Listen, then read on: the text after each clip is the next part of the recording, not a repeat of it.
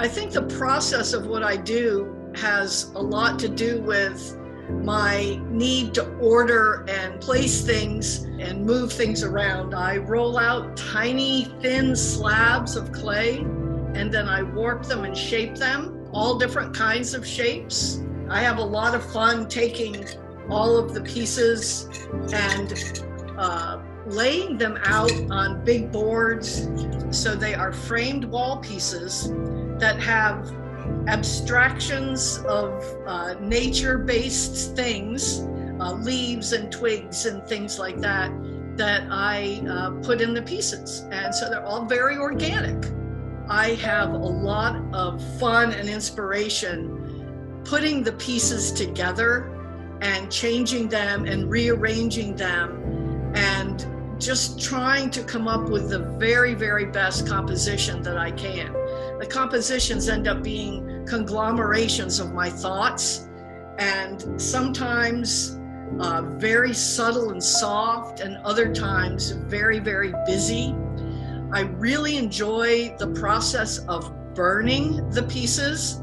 So after they're kiln fired, they come out of the kiln looking like this, or whatever shape I create.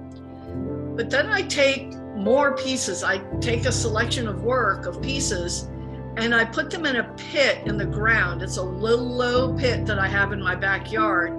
And I have leaves and sticks and twigs all layered in there. And I put the fired ceramics in this pit. And they end up coming out very randomly burned.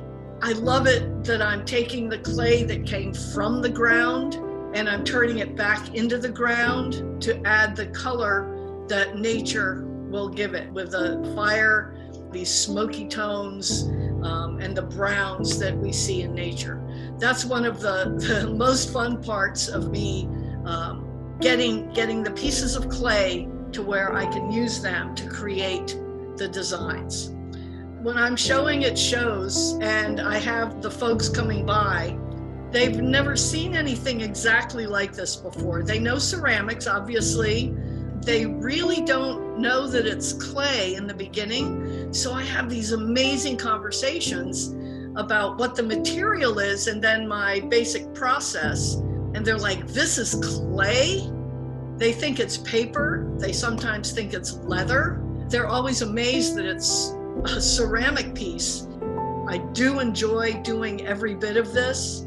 It's inspiring to me to see other artists at the art shows and what they're doing with their media, and coming back into the studio and just playing around with the clay and creating new pieces is really my happy place. I really enjoy it. It's tough this year with the shows being canceled.